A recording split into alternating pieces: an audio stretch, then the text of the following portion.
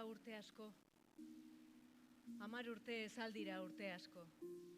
San Pedro bezpera batean, gauerdian, denbora gelditu egin zen. Eta utxune hartan, zulo beltz busti hotz bat gertatu zen. Eta amets lodi eta ahaztu hartatik iratzartzean, zulo hartan murgildurik, arrosina upel batean erditorik, gorputzaren milimetro bakoitza erne, urduri, irakinaren marmarra bakarrik entzuten nuen eta segundo bakoitzean behin, neure hortzen hots beldurtia, denborarik gabeko itxarotearen erloju orratz gabea.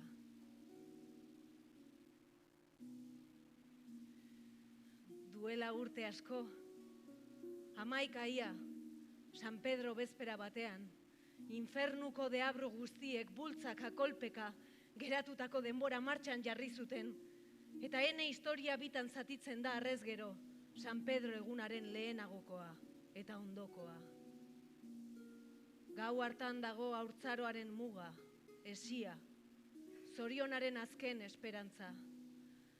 Gau hartan hiltzen ene inozentzia, San Pedro bezpera bateko gau madarikatu hartan, duela urte guti edo ez hain guti lauia San Pedro bezpera batean, gaueko 10:05 gutitan, espero izateko esperantza hil zeutaten. Arlote, alfer, sadiko, mozkor, infernuko deabru guztien begiratu nazkagarri eta beroaren aurrean, azpian, kausa loriosik gabeko jandark alpretaduna, kanoirik gabeko Agustina Aragoiko, lumarik gabeko Simon de Beauvoir analfabetoa, ezpatarik gabeko aingeru menderakatzailea, betiko katea lotu zeutaten bihotzean, San Pedro bezpera batean duela 10 edo 4 urte. Duela ia 4 urte, San Pedro biharamunean, uztailaren lehenengo egunean, Jesukristoren odol guztiz preziatuaren eguna zin egin nuen. Inoiz, inon, inork, ez zuela ene denbora geratzeko boterea erdietxiko.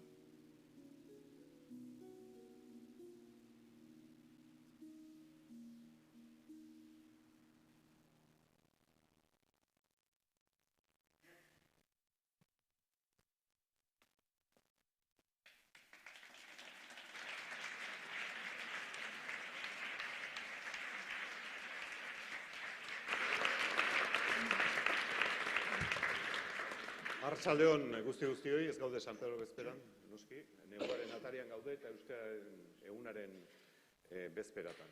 Marga Altolagirreren hitzak, noski, hitzak Arantxa Urretabizkaiarenak, Marga Altolagirrek esanak, Maite Rodriguezen musikarekin.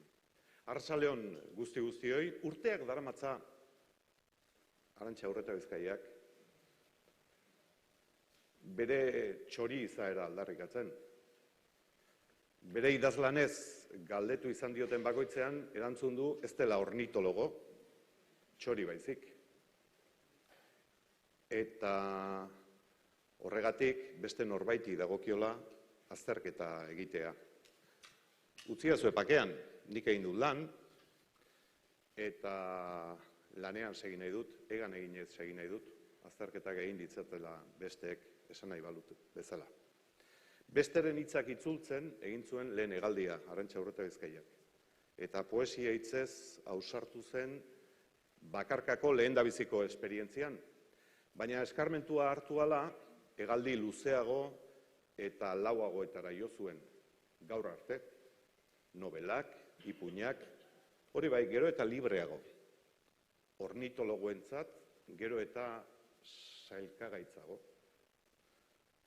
Zinemarako gidoiak, prensa idatzirako zutabeak, irrati telebistarako saioak eta iritzi emateak, eta azken aldian bizitzako hegaldien testigantzak kronika edo eta saiakera formaz.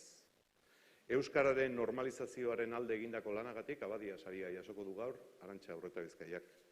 Beste normalizazio askoren alde egindakoagatik mereziko lituzke beste sari.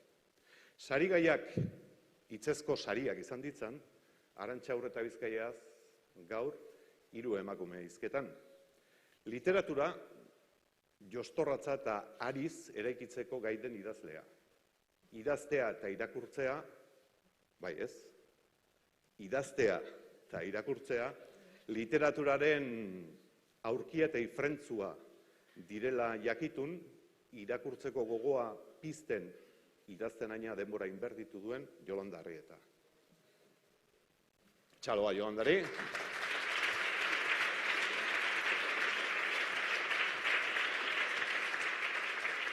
Euskal literaturan doktore, idazle nagusi askoren ornitologo, literatura txikien eta emakumezko idazleen idatzien aztertzaile, Mari Jose Olaziregi.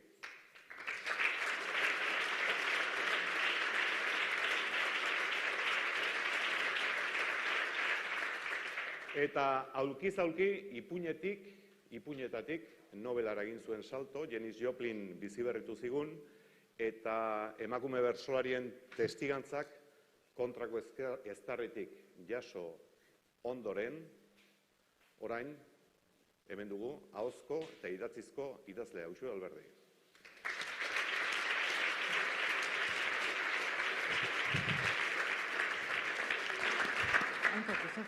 Gaztena izan da, Uxue, Arantxa Urreta Bizkaia noiz duzuzuk gogoan, noiz ezagutu zenuen aurrena?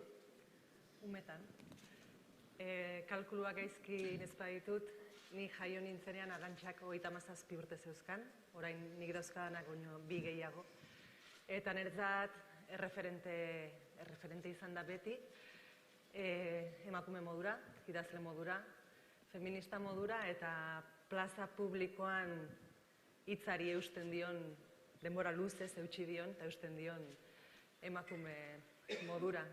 Bertsolaritzan beti esaten dugu ez dugula ez amarik ez amamarik euki, eta zorionez literaturan badauzkagu batzuk eta handienetako bat Arantxa, eta bertsolaritzan aizpen artean ari gara orain artikulatzen amarik eta andrazarrik ez daukagulako, eta eskerrak badiren andrazar modernoak.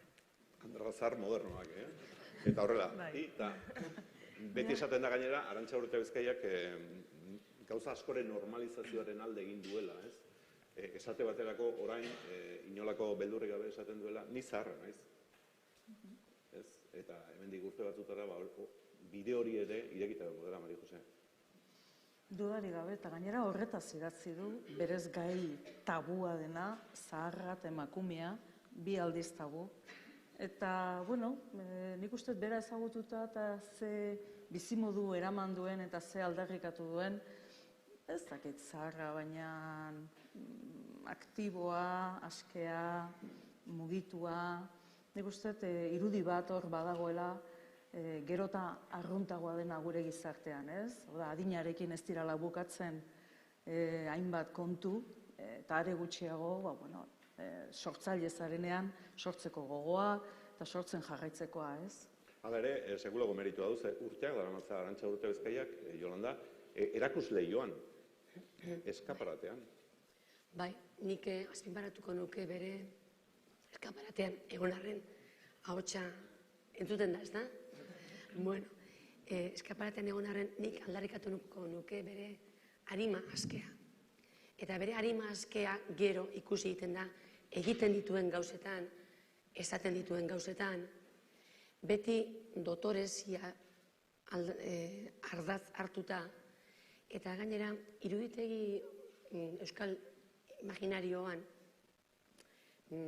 emakume irudi desberdin bat agertzeaz batera, beti ibili da lagun etxai dikotomia hori hausteko aleginetan, eta beti dotore, suabe, ironia ze zutil horrekin, ez da? Eta gero nik, beti da nik jarraitu dut, egin dituen gauza guztiak, eta gustatzen zait baita ere beti zapateria gorriak edo urdinak edo zilar kolorekoak ekartzen dituzta. Da hori gustatzen zait, hori errebeldia puntu hori duoa egiteari, ez da? Normalizazioari. Asko gustatzen zait. Eta gaur ere, karri ditu. Joan da, oinetakoak ez ezik, Altza Urte Bizkaiak urteetan belarritakoak ere ezberdinak ibili izan ditu. Badu gainera esplikazioa guzti horretan. Ez dakit gaur belarritako ezberdinak ekarri dituen, belarri... Gaur ere bai, ekarri bai. Bai, rebeldia da hori da, berak daukan harima azke horren zera, ez da, ezaugarria. Berak egiten ditu, belarritakoetako asko. Nik oso okerrez da nago, bera da artista. Hala, bai, berak egiten du, bera da sortzen ditu. Zergatik ez, esan, ez? Maria Jose Olaz ere, zuzara hemen ornitologo ofiziala, nolabait esateko, idazle askoren ornitologo kabezerakoa, esango genuke. Zuri dagokizu orain Arantxaren literatura azpimarratzea. Ez dakit, 2 minututan. Esan beharko nuke bera ornitologo gerota gehiago dela.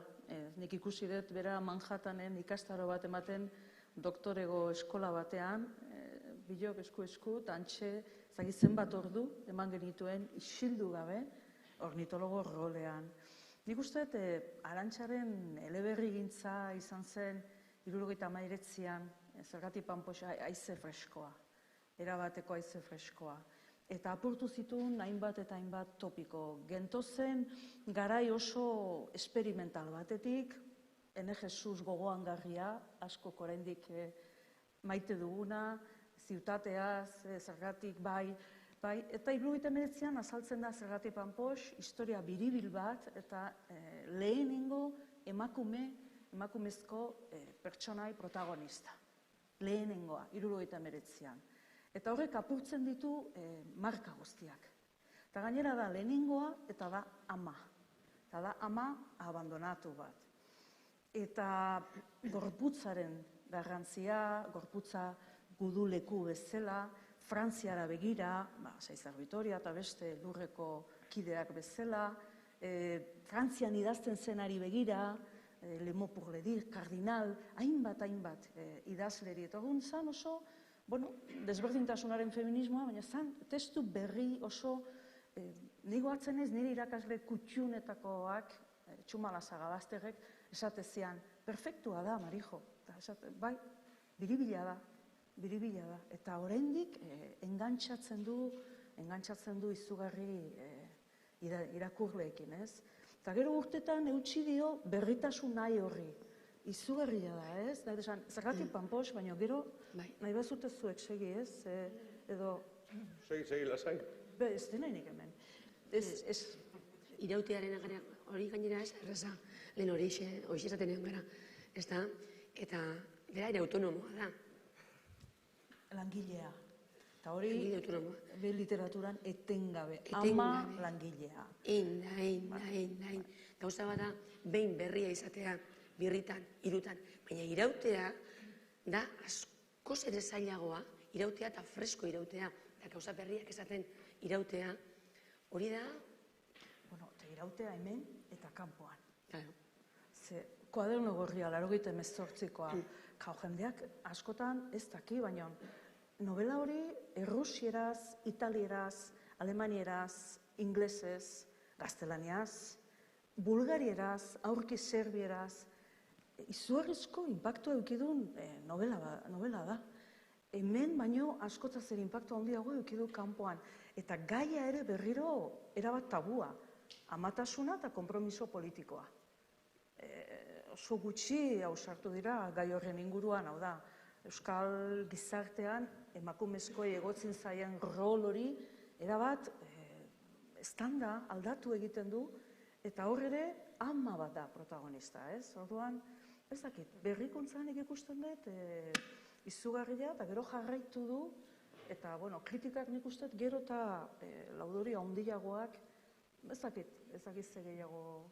Nik horra ipatuko nuke konpromiso politikoari lotutan, ere ustez Arantxa badala ez bakarrik hitza, ez bada gorputza ere jartzen du plazan, eta niretzako hori oso importantea da, eta asko miresten duten zerbait da, adibidez, bidean ikasiaren aritik ez, hor dago urteetako gorputz esperientzia bat, esperientzia intelektualari lotuta, eta plazara aterea, ez? Eta horrekin batera, adibidez, azkenengo Durangoko jardunaldi feministetan, Arantxa han izan da bere esterilarekin, 72 urterekin, eta niretzat hori, eta hurrengo gunean hortzagarritzen iturri batean.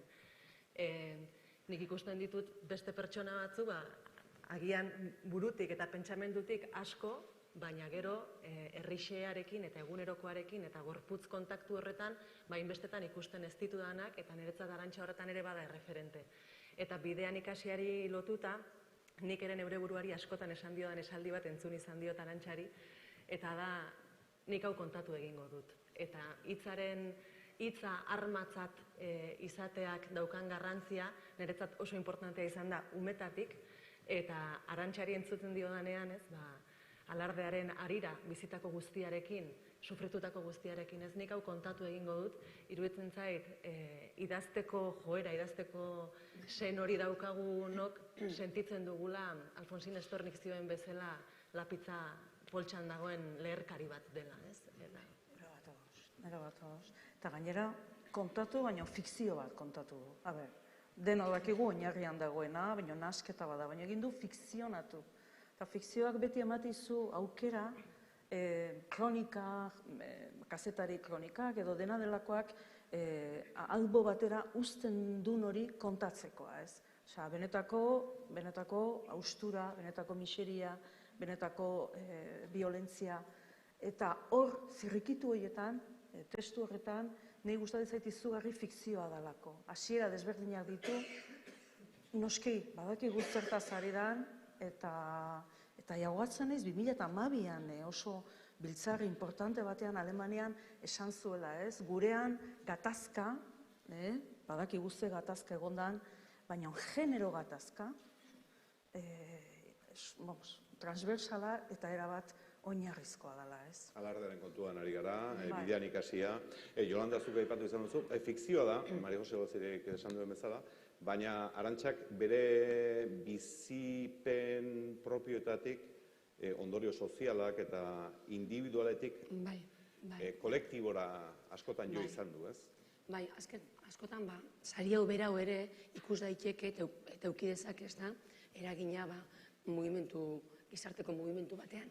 Baina nik azpimarratuko nuke Arantxa hartzerakoan, Arantxa idazlea da, bere lana bakarkakoa da, baina bakarkako lana ere izan daiteke soziala. Eta hori ere nik aldarrikatzen dut.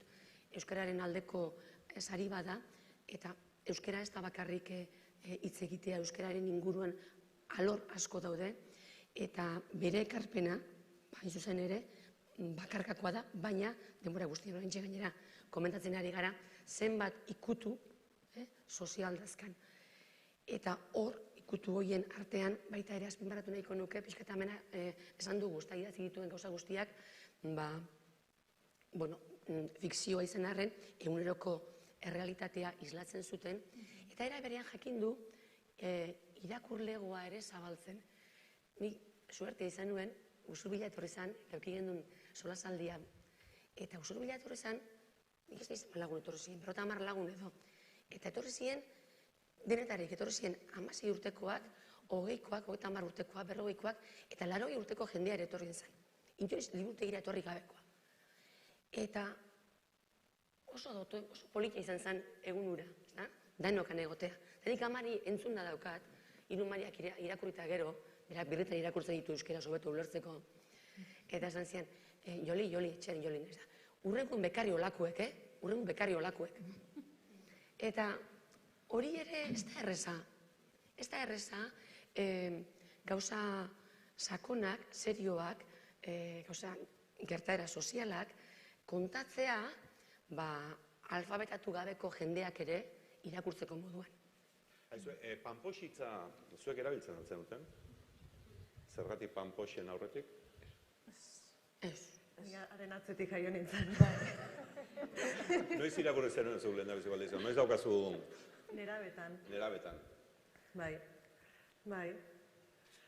Baina, karo, niretzat, 79koa da, ni 84koa naiz, orduan, ja panpox hitzarekin jaio nintzen. Panpoxa bai, baina ja, Uste inork ez duela esaten zuen, dakit.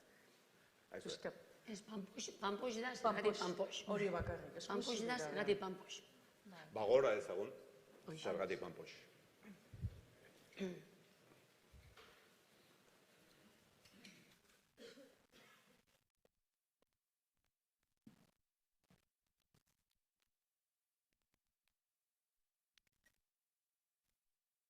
Gaur gauean, amets arraro bat egin dut. Txemak alde eginez gero, amets asko egiten ditut. Amets erotiko franko. Larru bizi nengoen, aulki batean eserita, nire oeko burukoaren gainean, zaldi baten gainean bezala. Burukoa atzetik aurrera jarrita zegoen, luzean, eta hankatartetik aurrerako zatian letra batzuk bordaturik zeuden. Letra gorriak puntu urdin txiki batzuekin. Leitzen ari nintzen, eta liburuari bi eskuekin heltzen nion. Hankatartean gauza bigun eta busti bat sentitu dut. Begiratu, eta pitilin bat nuela ikusi dut. Pitilin haundi, bigun, more bat. Muki gorri marroi bat zerion, ia solidoa den muki bat. Blandibluk. Liburua burukoaren gainean utzi dut, kontuz, letrez gainean. Azalak biztan eta poltsatik Kleenex bat hartu dut, kontuz. Buruko honetan jarri beharko dut gauean burua eta hau ez da emakume batentzako kusidadea. Paineluarekin mukiari eutsi eta tira egin dut. Pitilinaren barruan zegoen mukiaren zatia ere atera dut, eta paineluaren barruan bildu. Utikan. Ondo ez bat gainditu banu bezala, lasaitasuna. Eskuak liburuaren gainean jarri ditut berriz, bi azalak ukitzen, lasaitasuna, baina ez poza.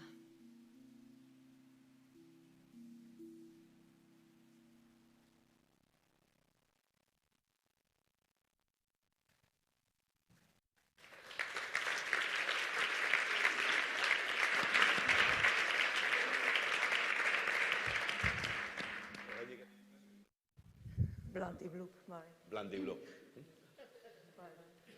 Bai. Baina oraindik ere, indarrean dagoen kontu bat da, oda. Badakizu, psikoanalizia Freudenak deskribatu zuen emakumea edo gizona eduki ala ez eduki. Egun feminismo garaikideak ezer astindu baldin badu da, hain zuzen, Blandibluk kontu hori. Eta baina oso gaurkoa da oraindik, oso gaurkotasun handia dauka. Egia da Blandibluk guk ulertzen degula ezagitzu gaztego, baina gure kintakoak. Ikasleak ez dute ulertzen, zer da Blandibluk? Eta esplikatu behar zaie, baina bai. Argi dagoena da, Arantxa Urtebizkaia bidegile bat izan dela, bide asko urratu ditu, eta normalizazioaren bidean gainera pauso asko emandakoa. Abadia saria, Euskararen normalizazioaren alde egindako lanagatik, alde batetik hori, bestetik Euskara batua erabili eta hori estandarretara ekartzen laguntzeagatik eta emakumezkoen iruditeria ere aldatzeagatik Euskal Literaturan. Hiru gauza horiek azpimarratu ditu epaimaiak. Zuek ez dakit beste bakarren bat azpimarratu nahi duzuen amaitzeko. Nik amaitzeko esango nuke soineko hau ekarri dudala gaur botanikaren omenez. Arantxa naipatutako gauzen artean badalako, ironia oso ondo erabiltzen duen norbait eta gauzei bere izenez deitzen diena. Eta Eider Rodriguezen idazleen gorputzak liburuan berak kontatzen duen pasarte bat, nire ustez mundiala da, nola kazetari batek behin galdetu zion, Londresera zijoala eta ea zertara zijoan, eta lorategiak ikustera zijoala, eta kazetariak esan zion, esantzazu museoak ikustera zoazela, eta Arantxak erantzun zion aizu, botanika da. Eta, hori, bigarren mailakotzat jo izan dira hainbat gai, hizkuntza, hitz, joera, ohitura, bere lekuan jartzea, nik miresten diot, eta eskertzen diot. Jolanda? Ez, egindako eta egiten ari dena ere, ni desiatzen nago horri datzi duen hori entzuteko, irriketan nago ia zer idatzi duen, ziur nago, tak, egongo dala horre ere, tak, zerbait egongo dala, eta hori gustatzen zait. Ez da egindakoa bakarrik, egiten ari dena ere, nik uste dut sarigarria dela. Bai, Jose. langile bat, beti prest, Arantxa beti prest. Esaten bai dozu, bueno, guazen Pekinera jardunaldi batzuk, bale, prest, zenbat egunerako maleta, ordu nik estimatzen diot hori, gogo hori, eta gero beti jardunean. Beti buruan zerbait berria, zerbait martxan, eta asmatu. Buruan, bueno, irakurle bezala oso eskerronekoa naiz, benetan, berarekin, bere obrarekin. Eskerrak gu guztiok, zuei hiruroi, harimutur asko eman dizkiguzue, Arantxa Urretabizkaia ulertzen laguntzeko. Yolanda Arreta, Maria Jose Olaziregi eta Uxue Alberdi. Eskerrik asko.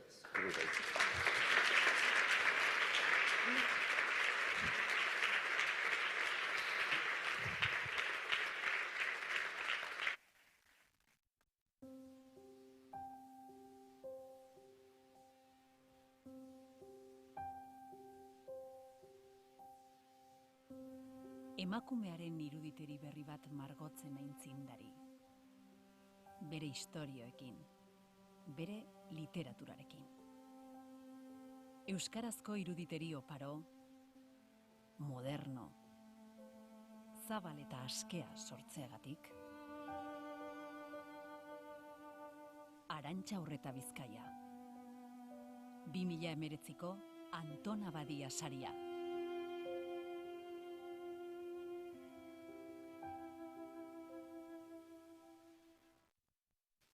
Gehiago luzatu gabe, datorrela, Arantxa Urretabizkaia.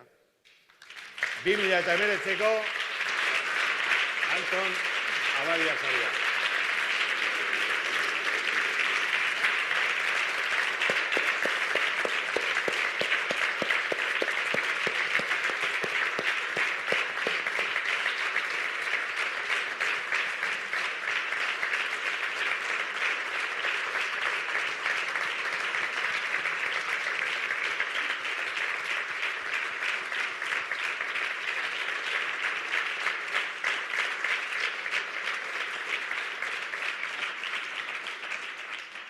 Eskerrik asko, Arantxa, emozionauta, ezta?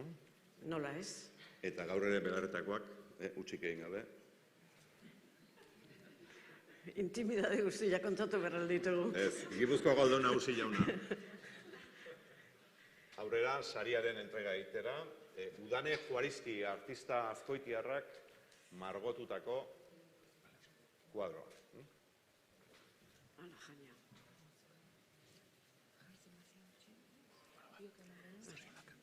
Eskerrik asko.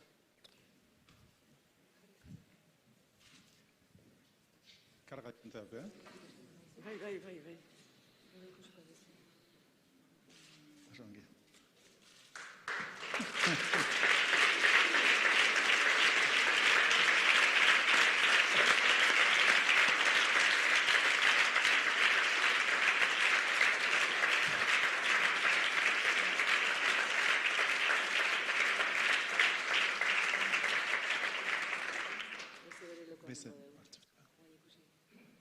Eta orain bai, behin saria eman da gero, sariaren entrega egin da gero, ea Arantxa Urretabizkaiak ze gogoeta egin dizkigun, eta zer esaten digun. Zurea da hitza, Arantxa. Arratsaldeon, lehen hitzak nola ez, eskerrak emateko dira, mila esker haunitz, bastanen esan izan didaten bezala, epaimaiari, aldundiari eta hemen zaudeten guztioi. Bi argudio aipatu ditu epaimaiak saria ematerakoan. Bata, euskararen batasunaren alde edo normalizazioaren alde egindako lana, eta bestea, emakumeon imaginarioari literaturaren bidez egindako ekarpena. Lehenengoari dagokionez, esango dizuet, aurtengo Abadia saria beste norbaiti emateko aukera ez dagoen honetan. Esparru honetan nik egin nuen lana apala dala, apala zala oso apala. Gure letren munduarekin, harremanekin jarri nintzenean, guztiz, erabat, ez jakinan nintzen euskara kontutan. Jaiotzez euskalduna, gure aita zenaren erabakiz, amaren eta etxeko izebaren laguntzaz, gipuzkeraz alfabetatua Maria Dolores Agirrerekin, ez nekien ezer euskal literaturaz. Literaturaz banekin zeo zer, baina euskal literaturaz ezerrez. Txomin Agirre zen ezagutzen nuen izen bakarra.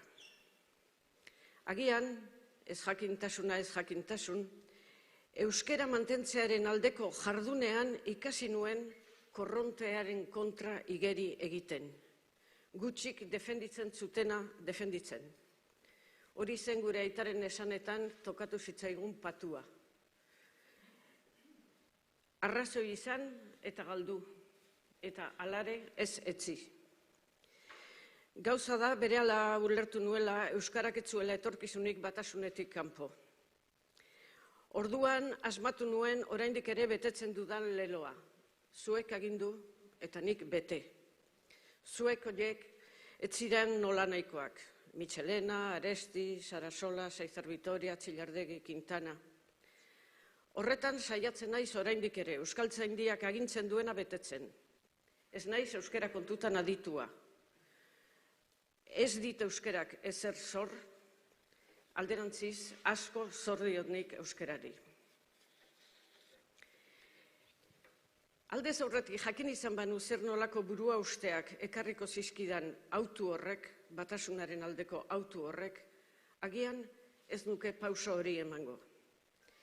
Ez nekien noraino hartuko zuen euskal letren mundu niminoak errebeldia gisa batasunaren auzia. Duela urte gutxi egindako elkarrizketa batean, lan baterako elkarrizketa batean, Carlos Garaikotxeak esan zidan, batasunaren aldekoen eta kontrakoen artekoa gatazka politikoa zala. Ezkerraren deskuinaren arteko gatazka. Lan bererako elkarrizketatu nuen Ibon Sarasola, eta berak esan zidan politikaren aurretik zetorrela adina. Zala, gaztiak zarren kontra. Kasu horretan gaztiak ginen errebeldeak. Seguruenik, bi esplikazioak zuzenak dira. Gauza da, eta hau poza handiz esaten dut, historia frogatu duela batasunaren aldekook genuela arrazoi, ez kontrakoek. Euskara baturik gabe ez legoke euskarazko edabiderik, ez legoke unibertsitaterik, ez legoke euskal literaturarik. Gauza da, Jaurlaritzak Garaikotxea lehendakari zela eta Pedro Miguel Etxenike sailburu, euskara batuaren aldeko autua egin zuenean bukatu zen 10 urteko liskar itxusi hori. Gutxi aipatu den kultur gatazka luze eta itxusi horretan, ikasi nuen gero ere, hainbestetan ikusi dudan joera. Alegia, desberdin pentsatzen duena etzai bilakatzeko joera hori. Hau lehenengo puntuari buruz. Bigarren puntua, emakumei egindako literaturaren bidez egindako ekarpena. Idazten hasi nintzenean ez nuen uste beste munduko ezer egiten ari nintzenik. Ni txikitatik izan naiz irakurlea, izkutatu ere izan naiz irakurtzeko, gure amaren esanetan gehiegi irakurtzen nuelako. Eta nik beti irakurri izan ditut, bai frantsesez, bai gazteleraz, emakumeek idatzitako liburuak, orduan normala zen, emakume bat batek idaztea etzan gauza raroa. Ez zidan inork esan, euskaraz idazten zuten emakumeak, hain gutxi izan zirenik eta zirenik. Ez zidan inork esan, idazten ari nintzen eleberri hura, lehenengoa izango zala, emakume batek idatzitako, euskaraz idatzitako lehenengoa izango zala. Hori guztia jakin izan banu, agian enitzateke ausartuko. Zeren gaur egun, emakumeok ez ditugu gauza asko egiten ausartzen ez geralako. Ez debekatzen dizkigutelako. Errebeldia irakatzi ez digutelako, eta gure kabuz ikastera ausartzen ez garelako. Asko dira, hementxe bertan, egan egiteko gaitasuna dutenak, baina salto egitera ausartzen ez diranak. Oraindik ere, ausardia behar baita emakumeoi debekatzen zaizkigun hainbat gauza egiteko. Libre izan nahi dugu, kantatzen dute emakumeek gure kaleetan. Libre izan nahi dugu, ez ausart. Maria Mercè Marçal poeta katalanak idatzi zuen poema batean, 3 arrazoi oparitu zizkiola bizitzak errebelde izateko. Emakume jaio izana, klase apal batean, klase sozial apal batean sortu izana, eta kultura zapaldu eta gutxietzitako baten barruan. 3 arrazoi errebelde izateko idatzi zuen Maria Mercè Marçalek. 3 nere bizitzari primeran egokitzen zaizkionak. Gazterik hiltzan, Maria Mercè Marçal, 46 urterekin, nere adinera heldu izan balitz, deskubrituko zukeen 4. arrazoi bat oparituko ziola bizitzak errebeldiarako, zartzaroa. Horretan ere ez naiz lehena, baina bide hori egiteko asmoa dut.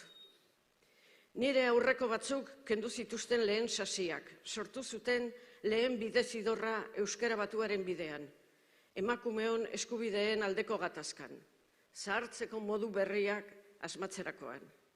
Bidezidor hortik noa, eta neure buruari ezarritako betebeharra da, atzetik datozenentzat bidea besterik ez bada ere pitxin bat zabaltzea, eta alba da, aldapagora pixka bat apaltzea.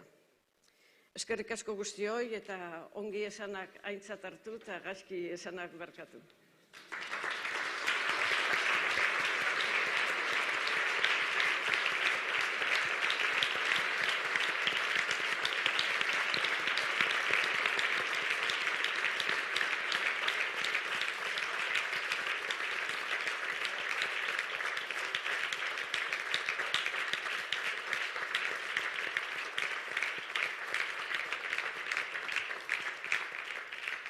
Eta gaurko ekitaldiari amaiera emanez, Gipuzkoako Aldun Nagusia Markel Olano jaunaren hitzak.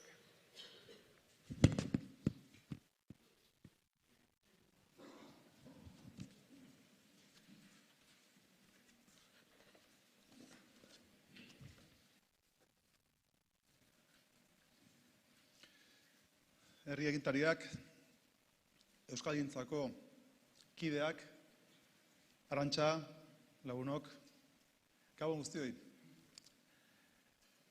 Plazerra da, niretzat urtero bezala, Euskararen nazioarteko egunaren atarian, Abadia saria emateko ekitaldian elkar ikustea. Aurten, hain zuzen ere, 20 edizio bete dira eta bete ditu sari honek. 2 hamarkada baino gehiago Euskararen eta Euskaldunon elkargune gisa. Hizkuntzaren bizibizitzaren arrasto sakona utzi duzuenoi, lanak aitortzeko hitzordua da gaurkoa. Egindako lan onagatik eskerrak emateko unea. Hor kokatzen da, zalantzarik gabe, Euskarari ekarpen nabarmena egin dioten Gipuzkoaren artean, Arantxa Urretabizkaia Bejarano. Jardun hori saritu eta aitortu nahi dugu Abadia sariarekin. Zorionak bihotz-bihotzez. Ez noa gauza berririk gehitzera Arantxa Urretabizkaiak euskal letrei eta euskal kulturari oroar eskainetakioaz. Dagoeneko horren berri izan dugu gaurko ekitaldien ere. Utziko diazue azpimarratzen hala ere eta alpatasun osoz bere ibilbideari lotutako 2 balio. Euskararen aldeko jardunean esanai berezia duten 2 balioz ari naiz. Lehen balioa askatasuna.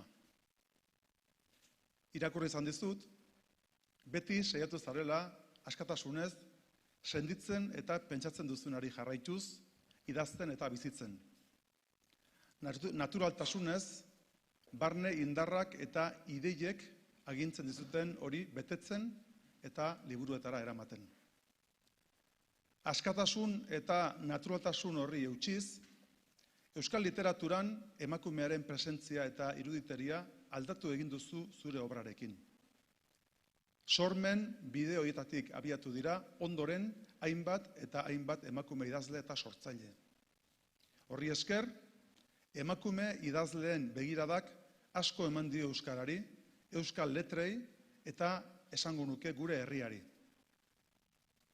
Gure literatura bezala, euskal gizartea ere errealago, anitzago, gizatiarrago, berdinzaleago, osoago, benetakoago da geroztik. Berdintasunaren aldeko zeregin konpartituan oraindik ere, gehiago nahi eta behar badugu ere. Hizkuntza baten eta kultura baten arnasa dira idazleak. Sortzaile askeak. Baita gugan ere. Hain justu ere, euskara lurralde berrietara eramaten dutelako, estereotipoak hausten dituztelako. Apenas sumatu ezin den zerumuga hori begitan duz, guztiok araino eramateko ahalmena dutelako. Teknologiak ahalguztidun dirudien garaiotan, idazleen askatasuna aldarrikatu nahi dut hemen. Euskara biziko bada, behar dugu Arantxa Urreta Bezkaia bezalako emakume idazleen arnasa. Askatasuna oxigeno duen arnasa. Eta bigarren balioa, konpromisoa. Lur taldea sortu zutenek, euskara eremu guztietara zabaltzea zuten helburu. Lanketa horri ekin zioten, atsedenik gabe, gaztatasunaren indarrez. Lanabes gisa hartu zuten, sortu berria zen euskara batua, aipatu da.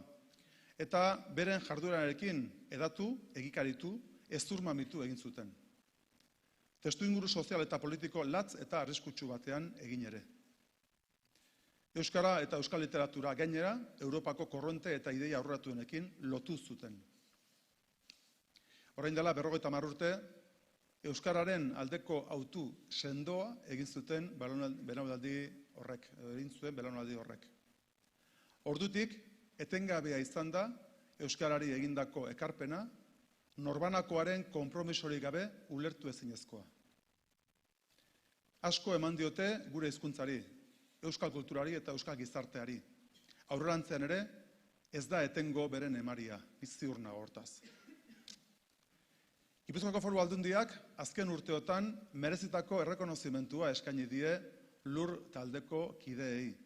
Ramon Saizarbetoriari Gipuzkoako urrezko domina 2016an. Ibon Sorasolari Abadia saria 2017an eta urten berriz Arantxa Urreta Bizkaiari. Literaturan bezala kazetaritzan, euskal kulturak eta euskarak defendatzaile jantzi eta aurrerakoia izan dute Arantxa Urreta Bizkaiarengan. Ahoz eta egitez. Bizitza konpromiso hori aitortzeko unea ere bada gaurkoa nire ustez. Aldarrikatzeko, belaunaldi erabakigarri batean, Arantxa Urreta Bizkaiak egindako ekarpen garrantzitsua. Hala egin nahi nuke hitz hauen bitartez Gipuzkoako diputatu nagusi gisa. Amaitzera noa. Orain dela 4 urte, aurreko legealdiaren hasieran, euskara bidegurutzean zegoen uste osoa eta aldiberoko kezka plazaratu genuen Abadia saria emateko garaian. Hizkuntzaren ezagutzak asko arrora egin duela genion, baina erabileran jauzi bat egiteko premiaz mintzatu ginen. 4 urte pasa dira eta nire irudiko zantzu batzu baditugu dagoeneko trantze horretan hartutako norabideaz. Gizarte aktibazioa, elkarlana eta berrikuntza dira iparra markatzen ari diren koordenadak. 3 oinarri horien inguruan, indar eta energia berria nabari zaio euskara biziberritzeko lanari. Gaurkoan ere, legealdi berriaren abiapuntuan, hasitako bide horren alde azaldu nahi nuke irmoki. Euskarak izango badu aurrera bidea, hizkuntzaren erabilerak jauzi bat emango badu, beharrezkoa dugu noranzko horri eustea. Euskararen inguruan are eta gizarte aktibatuagoa. Oraindik ere elkarlan estuagoa. Gero eta jarrera berritzaileagoa. Horra hor, 3 desafio, guztion arteko lankidetzaari eutsita, euskarari arnas berri bat emateko. Gogoeta honekin amaitu nahi nuke Abadia sari emate ekitaldia. Zorionak beste behin ere Arantxa, Eta mila esker, benetan guztioi, ekiltaldi honetara etorri zareten guztioi. Eskerrik asko.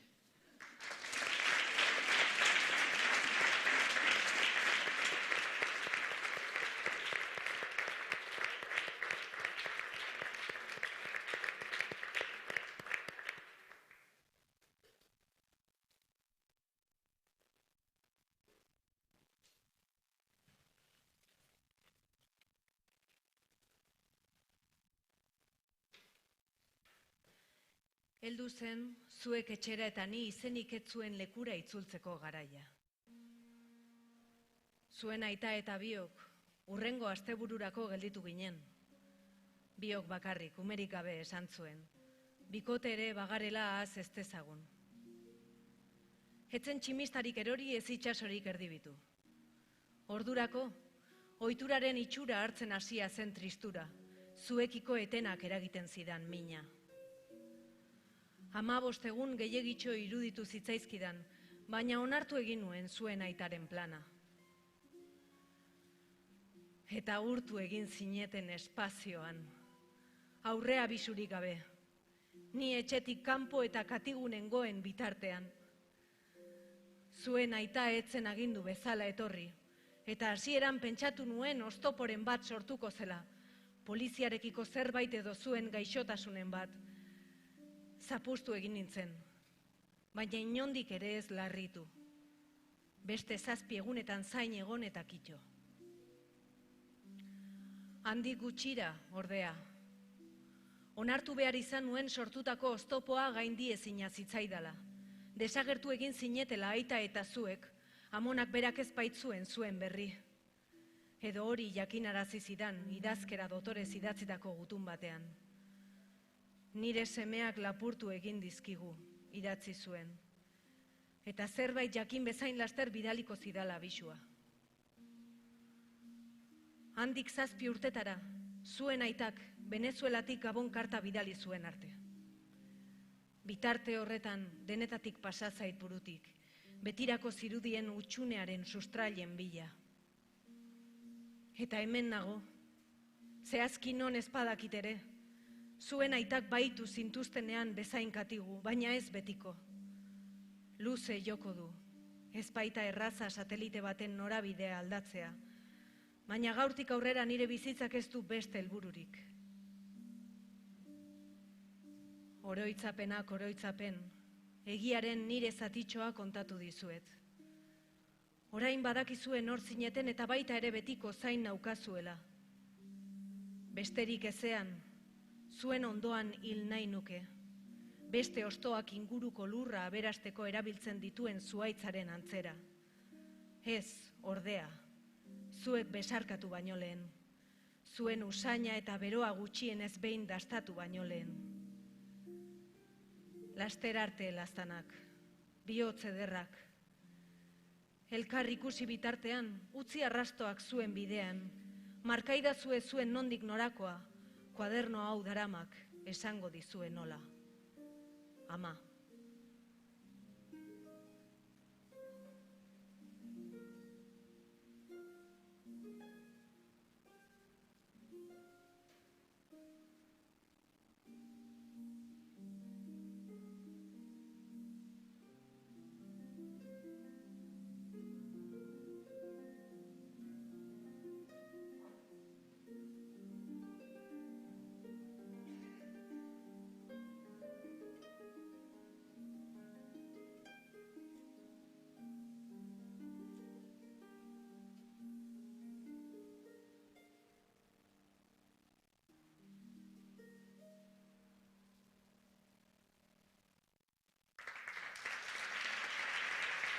Mila esker.